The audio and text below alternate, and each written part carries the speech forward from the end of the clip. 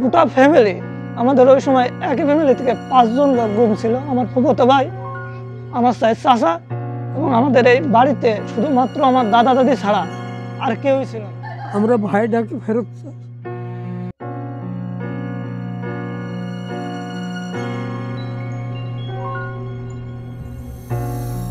ঝিনাইদহ সদর উপজেলার কালীচরণপুর ইউনিয়নের প্রত্যন্ত এক গ্রাম নাজনা। এই গ্রামের রুস্তম মল্লিকের 5 ছেলে 4 মেয়ে। সবার ছোট কামরুজ্জামান। এ ঘরেই থাকতেন তিনি। সবকিছু আছে আগের মতো, শুধু কামরুজ্জামান কোথায় তা জানে না পরিবারটি। ছেলের শোকে এরই মধ্যে মারা গেছে বাবা, অসুস্থ মা, পেরিয়ে গেছে 8টি বছর। আমাদেরও প্রশ্ন ছিল, কোথায় কামরুজ্জামান? পরিবার থেকে যে তথ্য দেয়া হয় তার রীতিমতো গা শিউরে ওঠার শামিল। ঝিনাইদহ আলিয়া মাদ্রাসার শিক্ষার্থী ছিলেন কামরুজ্জামান। 2017 সালের 5 মে সদর উপজেলার লেবুতলা গ্রামের একটি বাড়ি থেকে আইনশৃঙ্খলা বাহিনীর বিশেষ দল ধরে নিয়ে যায়। 7-8 বছর পেরিয়ে গেলেও খোঁজ নেই তার। মাঝরাত 2টার পরে তাকে সাদা গাড়িতে করে কাউন্টার ট্যুরিজমের পরিচয় দিয়ে তাকে তুলে নিয়ে যায় ঝিনাইদহ থেকে। এরপরে তার আর কোনো খোঁজ খবর আমরা পাইনি। আমার আরেক কাকা আশরাফুল আলমকেও একই সাথে ধরে নিয়ে যাওয়া হয়।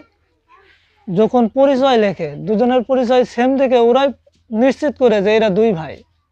এরপর যখন কাকাকে কোর্টে চালান করে ঝিনাইদহে পাঠিয়ে দেয় আশরাফুল আলমকে, আমরা আশরাফুল আলমের মাধ্যমে জানতে পারি যে ছোট চাচা কামরুজ্জামানকেও তারা গ্রেপ্তার করে নিয়ে গেছে। এছাড়া আমাদের আর কোনো সঠিক তথ্য আমরা পাইনি, এতটুকুই।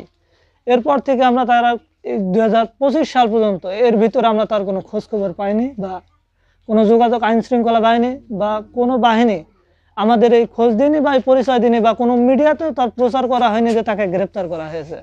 এক পর্যায়ে আমরা 2017 সালে গোটা ফ্যামিলি আমাদের ওই সময় একই ফ্যামিলি থেকে 5 জন লোক গুম ছিল। আমার ফুফাতো ভাই, আমার চাচা এবং আমাদের এই বাড়িতে শুধুমাত্র আমার দাদা দাদি ছাড়া আর কেউই ছিল না। নিখোঁজের সন্ধানে থানায় যায় পরিবারটি।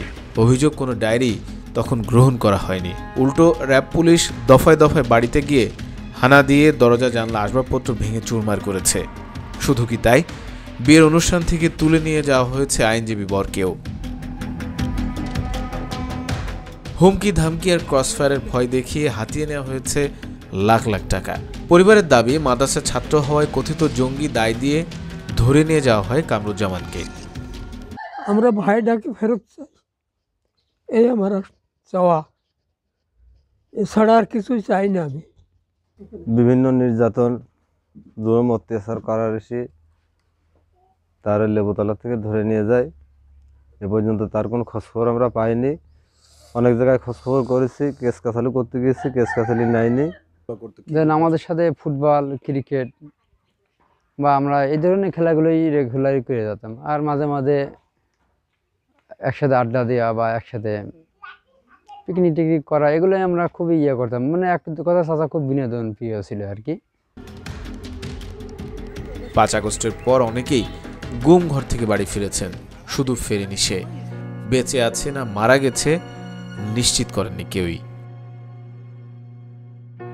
এই অঞ্চলে কামরুজ্জামানের মতো অসংখ্য যুবক, শিক্ষার্থী, রাজনৈতিক কর্মী আছেন যাদের খোঁজ এখনও অজানা। 2013 সাল থেকে 2024 সালের প্রথম 5 মাসে জঙ্গি দমন নাটক, ক্রসফায়ার, গুম এবং আয়নাঘরে অসংখ্য ব্যক্তিকে বন্দী করার বিভিন্ন অভিযোগ মিলেছে। কামরুজ্জামানকে ফেরত পেতে 2024 সালের 17 সেপ্টেম্বর গুম সংক্রান্ত কমিশন অব ইনকোয়ারি বরাবর আবেদনও করেছেন ভাই আশরাফুল আলম।